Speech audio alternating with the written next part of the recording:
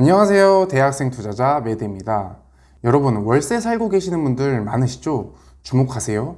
월세 50만원이 월세 20만원이 되는 마법을 알려드리겠습니다. 제 친구 중에는 형편이 어려워서 절약 정신이 몸에 밴 친구가 있는데요. 커피는 사치이고 술자리는 돈이 많이 드니까 한 달에 많아야 한두 번 정도 참여하고 거기에 멋진 옷을 산다던가 여행을 다닌다던가 금액이 크게 들어가는 일은 거의 하지 않습니다.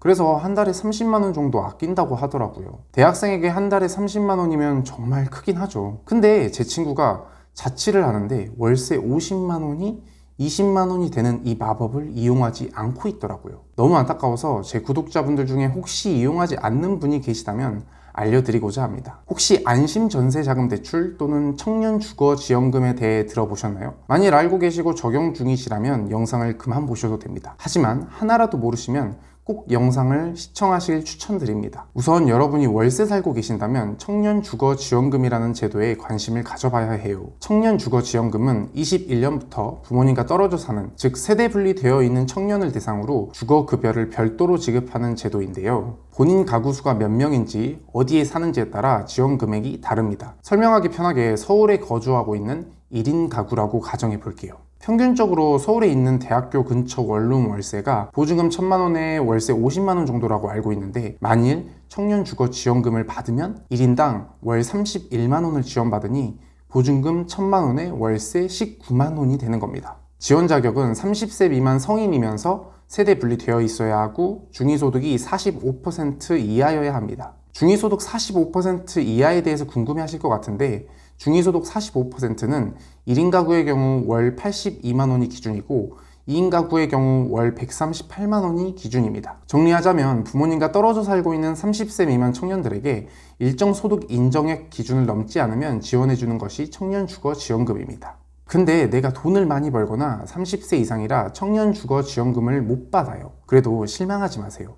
허그 전세 안심대출이 있습니다. 허그 전세 안심대출의 경우 두 가지 장점이 있습니다. 전세대출의 경우 평균적으로 전세가의 80% 정도 대출이 나오는데, 허그 전세 안심대출은 최대 90%까지 나오고요. 또 여러분이 전세로 들어갈 때 가장 걱정하는 것, 집주인에게 온전하게 전세 보증금을 못 돌려받는 것이죠. 근데 허그 전세 안심대출을 이용하면 100% 주택도시보증공사에게 돌려받을 수 있습니다. 전세 사기가 많아지니까 국가에서 이를 방지하고자 허그 전세 안심대출을 만든 거예요. 대출도 많이 나오면서 실제 자금도 많이 안 들어가고 전세금 떼일 걱정도 없으니까 이용할 수만 있다면 이용하지 않을 필요가 없겠죠? 자, 그럼 허그 전세 안심대출의 조건은 어떻게 될까요? 조건은 다음과 같습니다. 여기서 가장 궁금해 하실 게 신용점수 기준일 것 같은데요. 신용점수 나이스 840점 또는 K12 805점 이상은 예전 신용등급으로는 4등급 정도 되는데, 대출 안 받고 체크카드만 쓰고 사회에서 월급 받은 적 없는 사회초년생이 4등급 정도 됩니다. 아마 많은 분들이 기준에 충족하실 것 같아요. 더불어 공짜로 토스 앱에서 확인할 수 있으니까 꼭 확인해 보시길 바랍니다. 좋아, 대출도 잘 나오고 기준도 까다롭지 않으면서 전세금 떼일 걱정도 없으니까 이율이 높은 것 아닐까라는 생각을 하실 수도 있는데요. 현재 전세 안심대출의 경우 은행마다 차이가 있지만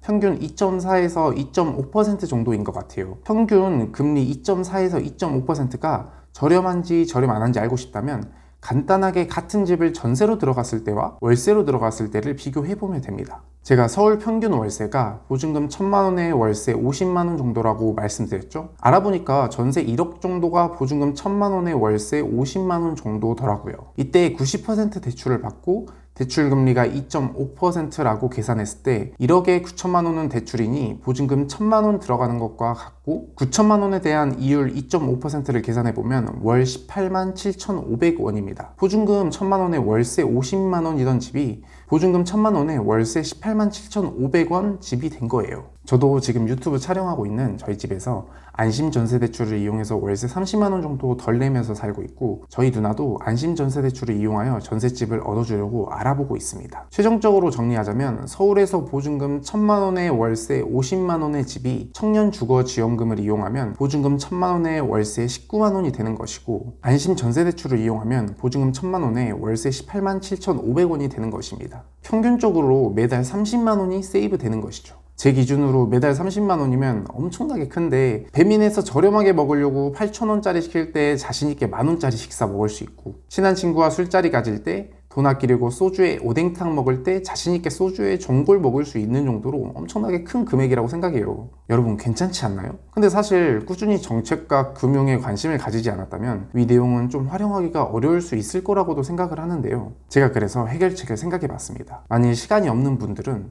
구독과 좋아요, 알림 설정으로 해결하면 되지 않을까요? 이상 대학생 투자자 매드였습니다. 안녕.